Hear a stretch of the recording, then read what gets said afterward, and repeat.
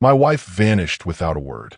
20 years later, she showed up at my building, claiming she was still my wife and that she deserved half of everything I had. My name is James. Subscribe to the channel and stay with me until the end because this story doesn't end the way you think. I got married at 30, back when I still believed love was enough to keep a home standing. I wasn't rich or remarkable, but I was loyal, hardworking, and I believed in building a future together. We lived a simple life, stable, calm, and I thought we were walking the same path. But little by little, I realized Maria was looking ahead without me in the picture. At first, I figured it was just a phase. She started picking at everything: the routine, the house, her job, even the furniture. She kept saying she wanted to feel life again, like everything had gone numb. I tried to cheer her up, plan little surprises, short getaways, but it felt like handing flowers to a ghost. Maria was already gone, emotionally, even if her bags weren't packed yet. Then one day she was just gone. I woke up and the bed was cold. Her clothes were missing. No note, no text, no goodbye. Just a half-open closet and the fading scent of cheap perfume. I panicked, called, messaged, waited. I thought something had happened to her. But as the hours turned into days, I stopped thinking it was an accident and started realizing it was a choice. Eventually, it was her sister Judith who answered, her voice shaking. She told me what I already feared. Maria had left. She'd accepted a job abroad as a nanny for a friend who was relocating and needed someone she could trust. And just like that, she was gone. No confrontation, no discussion. Judith said Maria was scared to face the truth, so she ran instead. What I didn't expect was the extra blow. Judith told me Maria had lied to the friend, told her I supported the move, that I'd be joining them later, as if I'd agreed to all of it. But I hadn't. That new life she built started with a lie, and I was tossed aside like I didn't even matter. I tried to stay dignified, asked Judith to talk to her sister about a divorce, sent the documents, offered a clean and fair split. Nothing. Maria wouldn't even acknowledge the papers. At first, it ate away at me. Then it turned to bitterness. And eventually, I just went numb. I buried that part of my life without a real ending and did what I could to move forward, or at least pretend to. Years passed, and love became something I didn't want to look at too closely. I had a few relationships, but nothing deep, nothing that required real vulnerability. The wound was still open, too deep to patch. So I threw myself into work, investments, real estate, anything that kept my mind occupied. And it worked, at least on the surface. Whenever someone asked if I was married, I'd smirk and say, I was. But she evaporated and move on like it was just some joke. But deep down, I didn't want to talk about it because remembering meant accepting that I did everything right and still got left behind. Worse, I'd been erased, like I was just a footnote in someone else's story. With time, I stopped expecting closure. Some stories don't get punctuation. They just stay open, like wounds your body learns to move around. That's what Maria became for me. A blank space that took up room. An echo I kept locked away in some quiet corner of my memory. Until 20 years later, the past came back. And it wasn't asking for forgiveness. It was demanding a seat at the table. If I wasn't going to build a family, then I'd build an empire. That's what I told myself after I stopped waiting for Maria. What started as a way to escape eventually became a mission.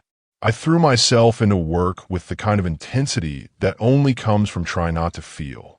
Every free hour turned into planning. Every weekend became strategy. Every spare dime became investment. Some people thought I was being excessive, but I knew one thing for sure. My future would belong to me. Just me. I started small, run-down houses no one wanted. I fixed them up, flipped them for profit, and reinvested. Then came the land, the low-rise buildings, the neighborhood shops. I partnered with people I trusted, became a silent partner in restaurants, bakeries, even a chain of laundromats. Every move was calculated. Every contract airtight. I learned how money spoke, and eventually I was fluent in the language. Slowly, what once felt impossible in my younger years started becoming real. By the time I turned 50, I had a solid portfolio, enough passive income to live 3 lives comfortably, and most importantly, I had freedom. The freedom to stop, to go, to change paths without asking for permission. The freedom to never again be left behind, because now, if anyone walked away, it would be me. That's when I decided it was time to stop, or rather, to start something different, something softer. I bought a house on the coast of California, peaceful, oceanfront, with a porch that caught every sunset. A quiet place where the only sound was the tide brushing up against the rocks. No traffic, no meetings, no past knocking on my door, just wind and waves. And that was all I wanted. Life there was simple, but comfortable. The bills paid themselves. The businesses ran on their own, thanks to the partners and managers I'd carefully selected over the years. I handled the essential from a distance, made a few calls when needed, but mostly, I was just a spectator in a system I had built to outlive my presence. I had kept the promise I once whispered to myself in the dark, to build something no one could take from me. As for Maria, I never heard from her again. In my mind, she was off somewhere in another country, maybe under a new name, maybe with a whole new life. I never looked, never cared to know. To me, she was gone, like a file you delete and never open again. A chapter one didn't revisit. At least, not until that day. It was a Tuesday morning when the phone rang. I was outside watering a few plants that barely needed it when I picked up. One of my business partners was on the other end, her voice uneasy. She told me a woman had shown up at the store, saying I had personally invited her to take over management. Claimed to be close to the owner, but wouldn't give her full name. My partner, suspicious, told the woman she'd need to confirm everything with me first. And that's when the woman got nervous. Said it was all a misunderstanding and left in a hurry. No name, no ID, just a single sentence tossed over her shoulder. He'll know who I am. I stood there, phone still in hand, the hose running beside me. Something about it all just didn't sit right. There was a tone in the way that sentence was delivered. A familiarity I hadn't heard in years. Like the past had somehow gotten my new address. Still, I tried to tell myself it was nothing. Just a coincidence. A misunderstanding. At least, that's what I thought. Until the second phone call came in. 2 days later, the phone rang again. I answered expecting something ordinary, maybe a question about a lease, maybe a plumbing issue, but the voice on the other end was shaky. It was one of my longtime tenants, a woman who'd been renting a small house for me for years. Mr. James, I'm sorry to bother you, but a woman showed up this morning, said she was the owner of the house, told me I had to leave. I froze. What do you mean, the owner? I asked. She explained that the woman arrived with a folder in hand, claimed to be the wife of the property's owner, and said the house had been poorly managed in her absence. She demanded the place be vacated. No paperwork, no ID, just boldness. When my tenant said she was going to call me to confirm, the woman got flustered, muttered something, and left. Angry. Part of me wanted to believe it was just a coincidence. A mix-up, maybe even a scammer. But deep down, my gut started to tighten. Something about it felt familiar and wrong. This wasn't random. These weren't isolated events. This was a pattern with a name. The very next morning, another call. This time, from the doorman at one of my apartment buildings in New Jersey, a small place with 5 units, all rented out. He sounded unsure, almost embarrassed. Mr. James, sorry to call you directly, but there's a lady here with a moving truck. She says she's moving into the penthouse. Says it's hers because she's your wife. And just like that, the ground beneath me shifted. With every word, I felt the past stepping into my present without knocking. Maria. It had to be her. That level of audacity, that nerve to claim what was never hers, that could only come from someone who didn't know the meaning of shame. I booked the next flight to New Jersey.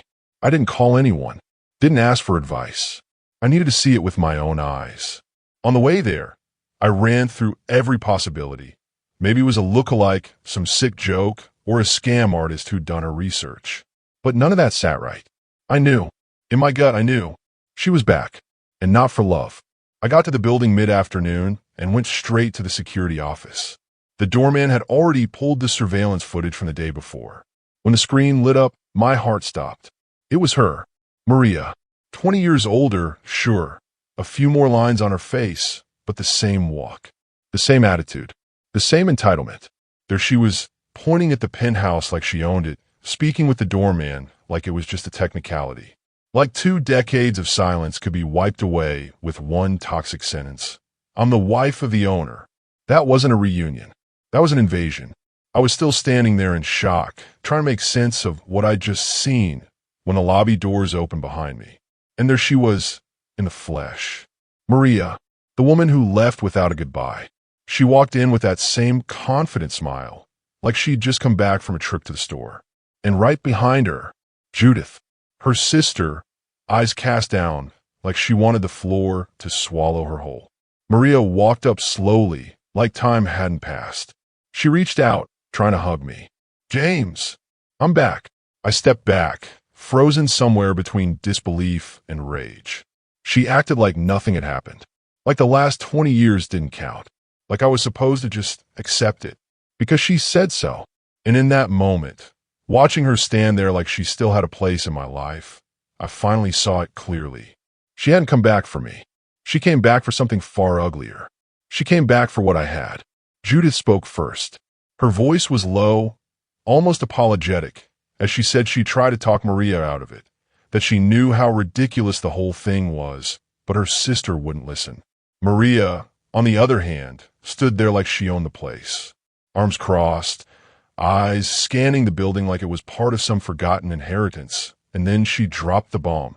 After all, James were still married. On paper, all of this still belongs to me too. My blood boiled. I wanted to yell, to throw her out right there. But I didn't. Not in front of the doorman. Not in the middle of the lobby. Not with neighbors peeking through their windows. Pride told me to react on the spot, but reason told me to wait. And this time, reason won. I took a breath, looked her in the eyes, and said she could stay for now. But this wasn't a reunion. This was a reckoning. That night, I went back to the hotel and called my lawyer. Told him everything. He was stunned. You left that marriage open for 20 years, he asked, and that's when guilt crept in. For all her faults, for the way she left, I'd made a mistake too. By never finalizing the divorce, I'd left the door half open. And now she was walking through it like she never left. The next day we filed. Immediate divorce proceedings, a motion to freeze all assets, and an emergency order to stop her from making any moves on my property. When Maria received the notice, she lost it. She came to find me, shouting that I'd betrayed her, that I was doing everything behind her back. Half of everything is mine, she screamed, her voice cracking with anger, as if she hadn't chosen to disappear, as if she'd been present for any of it. 2 days later, she had a lawyer. Young guy, cocky, the type who thought a marriage license was a golden ticket. Together, they started digging through my records, properties, businesses, bank accounts, investments. And Maria, she started acting like she was entitled to it all. Showed up at stores, walked through apartments, introduced herself as the owner, like she was just reclaiming what had always been hers. Judith called me in the middle of the week. She sounded drained, said she couldn't support her sister anymore, that she was ashamed, that she never imagined Maria would take it this far. She apologized again, then lowered her voice. She's obsessed, James. It's like she thinks you're some prize she lost, and now she has to take it back, no matter how. To the outside world, Maria might have looked like a bitter ex trying to settle old scores. But I knew better. She wasn't nostalgic. She was dangerous. A woman using legal papers as weapons, trying to make up for everything she hadn't earned with presence by showing up late and loud. And me? I'd spent years avoiding this fight. But now, I was standing face to face with the court I should have faced long ago. This time, though, will be different. I wasn't going to stay quiet. I let her stay close just long enough to keep her in sight. But behind the scenes, I was already moving, gathering records, locking down assets, collecting contracts, testimonies, dates. Because this time, it wasn't about emotions. It was about justice. And justice was going to come with a receipt. Maria wasn't hiding what she wanted anymore. She wanted half. Half of everything I had built after she left. She filed an aggressive claim, attaching distorted documents, old wedding photos, edited conversations, as if she could erase the 20 years where she simply didn't exist in my life. The whole thing felt more like theater than a legal proceeding. And she She was an actress trying to reclaim the lead role in a play she abandoned 2 decades ago. In court, she played the part of the abandoned wife, claimed she left out of necessity, said I had promised to meet her later, framed the whole thing as a misunderstanding. She cried in front of the judge, said she spent years waiting and never signed the divorce papers because she still had hope of reconciliation. Every word out of her mouth was like a shattered mirror, something vaguely familiar, but nothing whole, nothing true. The judge, an older man with sharp eyes and little patience, looked at her with suspicion. 20 years without cohabitation, without contributing to any of these assets, no direct contact, and now you claim ownership? He raised an eyebrow. Maria tried to keep up the performance, but the doubt had already crept in. And once doubt enters the room, truth starts to breathe. My lawyer was flawless. He laid everything out: contracts, purchase dates, financial records, partner statements. He showed that every single asset had been acquired long after the marriage had ended in practice. Then he brought in witnesses, friends, former employees, even our old church pastor, who confirmed that Maria had disappeared without a word and never returned. Each page of that file was like a hammer blow to the sandcastle she was trying to stand on. And then they called Judith. The courtroom went silent. She walked in slowly, visibly uncomfortable but firm. She told the truth, that Maria had left willingly, without warning, that she had refused to sign the divorce papers, and that she had lied to her friend by claiming I supported her move abroad.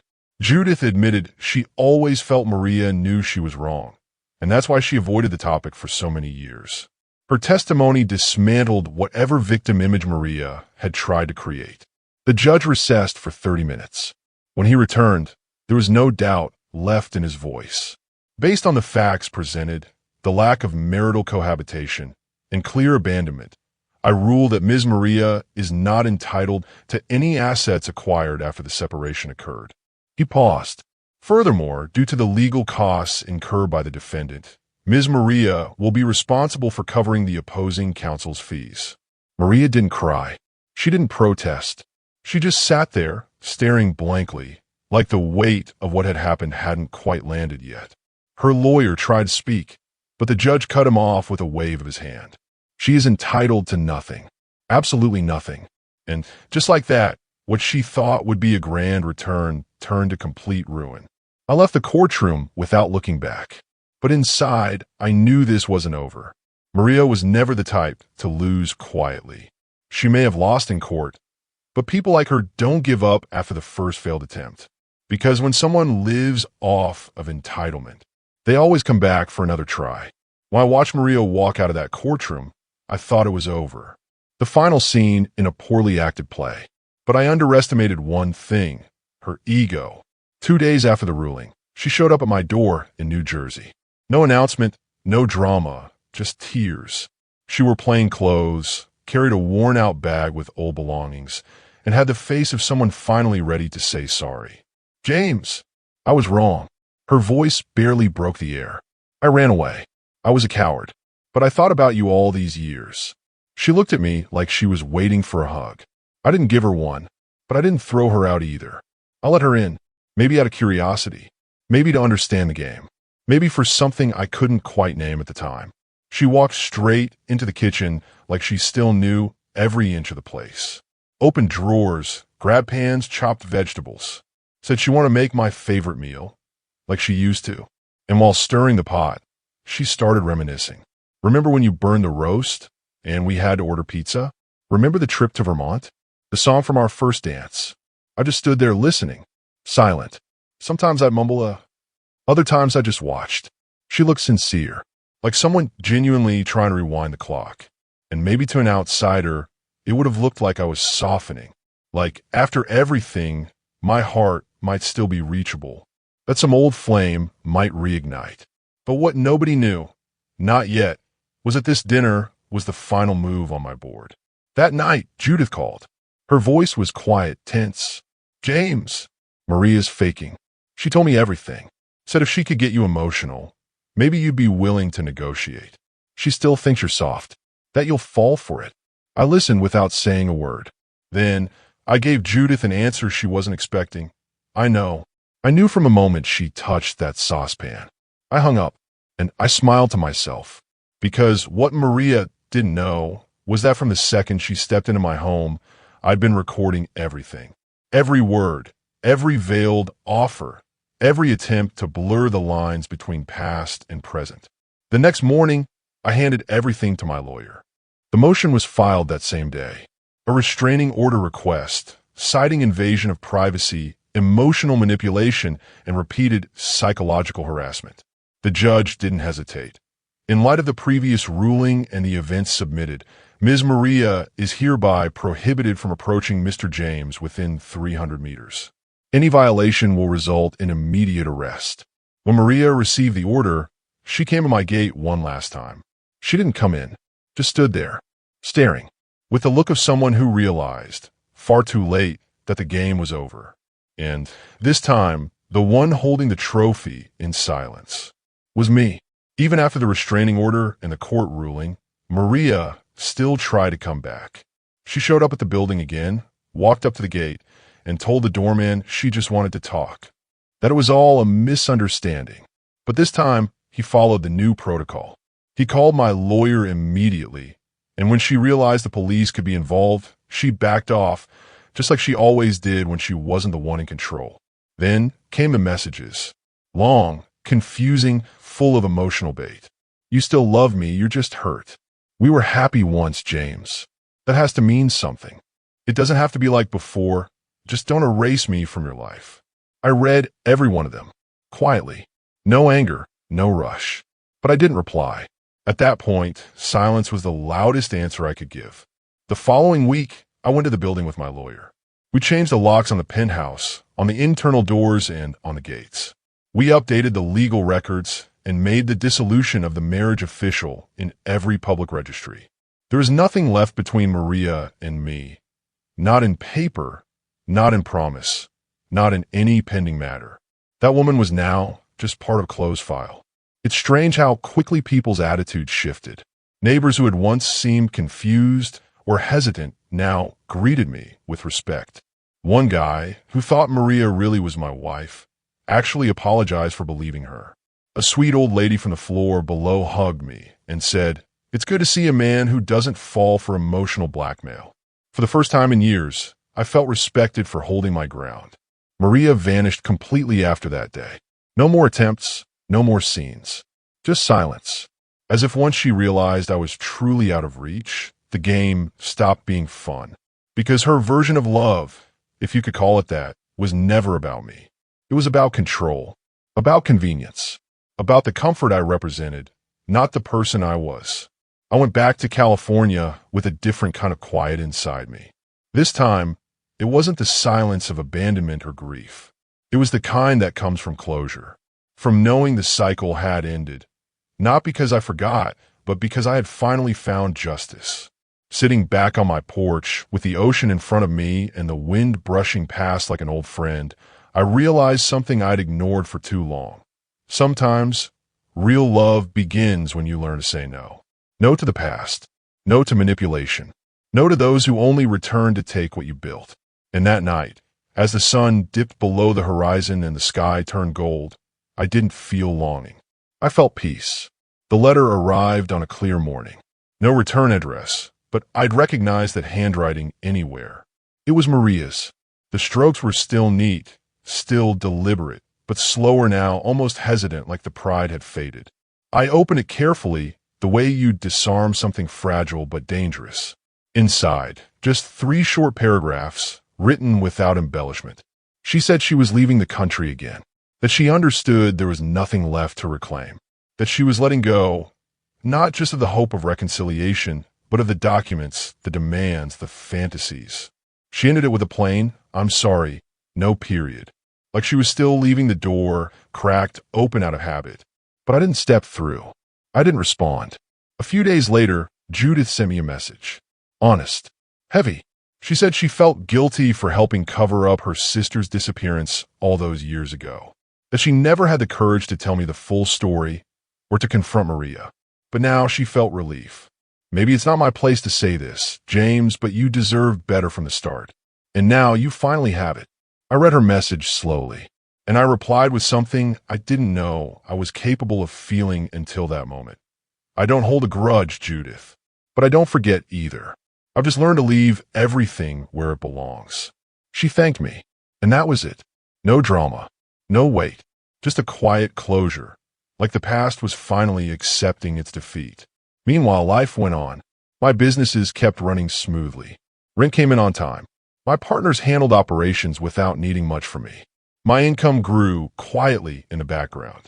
Maria had tried to take so much from me, but in the end, she walked away with nothing. Not my assets, not my peace, not my dignity. These days, I live slower, quieter, more honestly, not because I found someone new, but because I found myself again without shadows following me. When I look back at everything I went through, I don't feel bitterness.